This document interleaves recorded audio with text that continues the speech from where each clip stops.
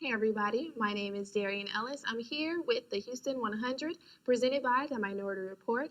Today my guest is Miss Erica Flemings All Tyler, right. owner and CEO of Calming Nectars LLC. Thank you so much for being with us today. Yes, ma'am. Thank you for having No me. problem. So please tell our viewers about you and your business. So I am the owner and operator of Calming Nectars LLC. We currently specialize in a wide range of CBD products. Um, Hopefully to segue in when they finally legalize marijuana in Texas. That is the goal. But as of right now, we're focused on wellness and health and mental health wellness. So please, I'm just going to flat out say it. Can you please tell us the difference between CBD and the THC? So, as far as they're just both components of marijuana. Okay. So, there is no difference. They are both weed. If what everyone knows as weed, they are Okay. marijuana. But marijuana is composed of over 144 different compounds. Huh. THC and CBD being the largest in potency, I guess, in both of those. Okay. And CBD is what everyone considers to be legal. Another word for it would be hemp. Okay. So I think a lot of people are familiar with that. It started off being used as like rope and other like textile products, but it has a load of medicinal, value. And I think people get weed is so stigmatized that people forget that it's something from the earth and it can be used and manipulated in different ways to benefit us without us having to, fill up our bodies with inorganic things. So I guess I really want to show our viewers because when they do think of THC or CBD, they're thinking about the euphoric sense, like a high. Right. Will they get that by using CBD products? So it does have mind altering, quote unquote, effects. With that being said, so does Percocet or any other type of pain medicine, any other type of mind altering drugs that people take for, let's say, depression and things like that. So anything that you ingest into your system, if it's working, it's supposed to have an effect. So it does have an effect. You won't get the quote unquote euphoria, but for people like myself, I suffer with anxiety, and so with something like anxiety, you do see a decrease in that. If you have things like issues with sleeping, it won't put you to sleep, but it will help with those sleep patterns. Okay. So you can take it in the middle of the day and it'll calmly throughout the day, bring you to a point where it's like, okay, I can relax enough to go to bed. Nice. Okay, so I wanted to get into that. What are some of the not necessarily struggles, but some of the disorders that people have? So you're saying it helps with anxiety, maybe depression, sleep issues. What else? In addition to that, it's really great for joint pain. People who suffer from rheumatoid arthritis, it's great at helping manage that pain.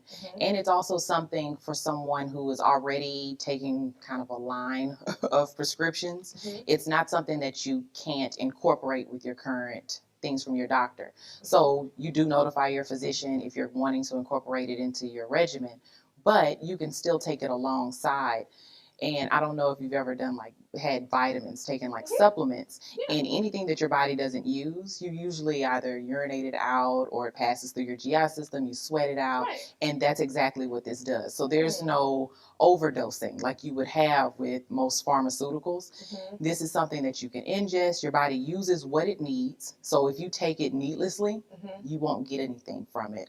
There's no benefit. But if you do suffer with anxiety, you do suffer with depression, we have tablets that are long lasting for people who suffer with like arthritis and other muscular and joint issues. Okay.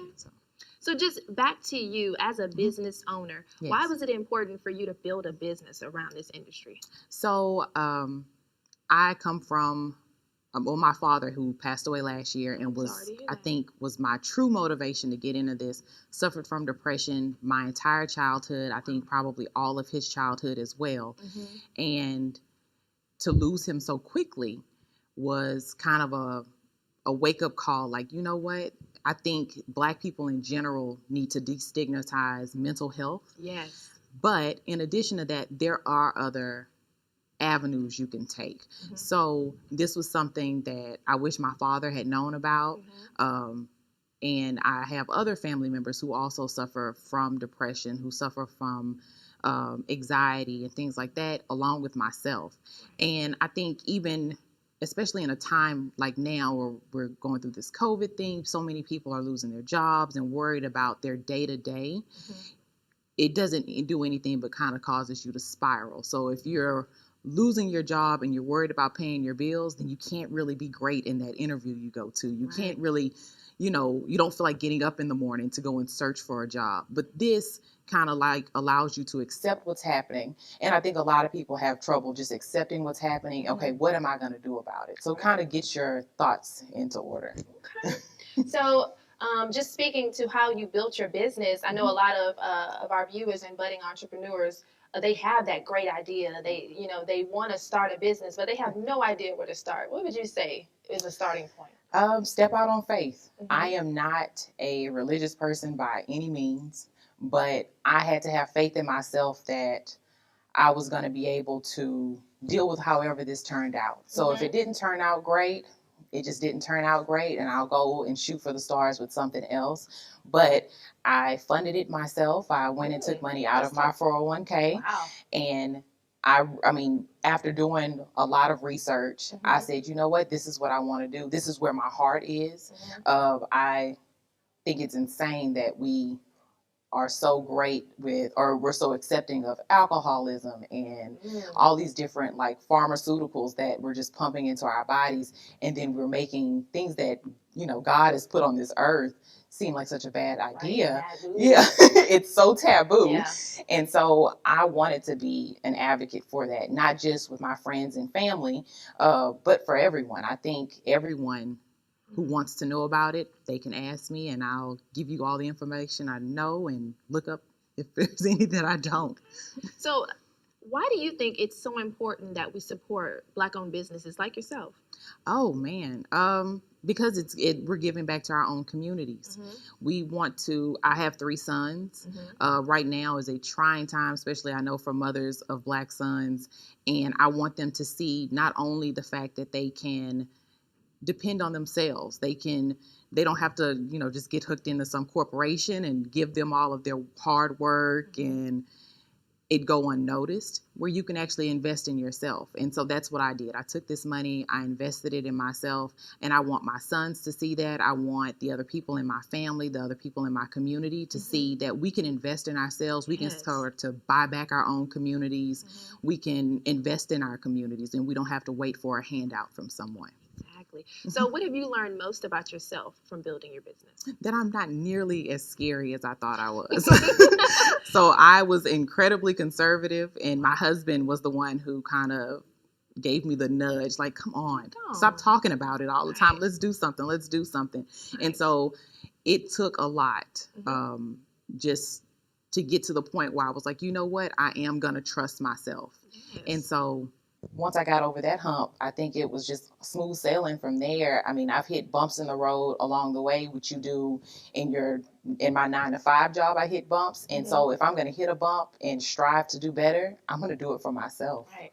So something that's really important to me, and I know a lot of female entrepreneurs, especially Black female entrepreneurs, get this, and not their male counterparts. But I think it's important for that mother out there who has that idea, who wants to build her business, and she's wondering, like, how can I juggle my life? What would you say to her? Oh, by whatever means you have. I mean, I know the first thought in my mind was, this is going to take away time from my children, but investing in it now while they're young allows me to coordinate that time. When I'm running my own business, I say when the start time is and when it ends. And if you're at home and able to do this while they're at school or during their nap time, anything you can do to invest in yourself. I think even without starting a business, but especially showing your kids that, hey, you can stand on your own 2 feet and you can control your own destiny.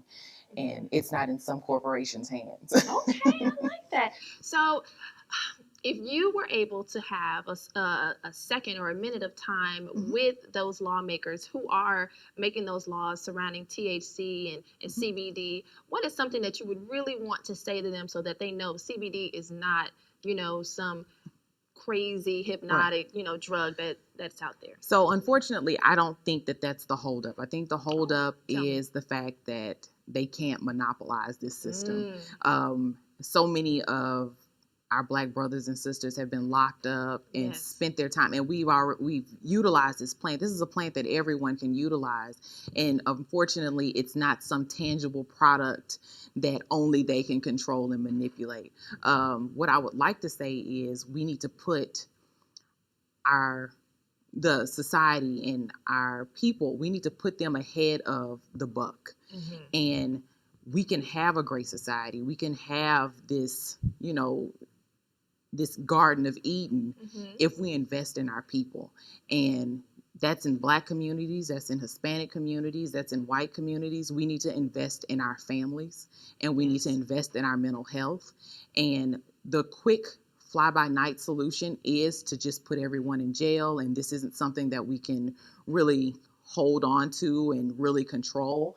We need to basically put human beings first, and then we'll worry about that dollar later on. I love that. Well, again, thank you so much, Miss Erica, for joining me today. Please let our viewers know where they can find you and your products. So you guys can find me at Calming Nectars on Instagram, Facebook, and also calmingnectars.com, and check me out. Thank you again. Again, my name is Darian Ellis. I'm here with the Houston 100, presented by the Minority Report. Stay tuned.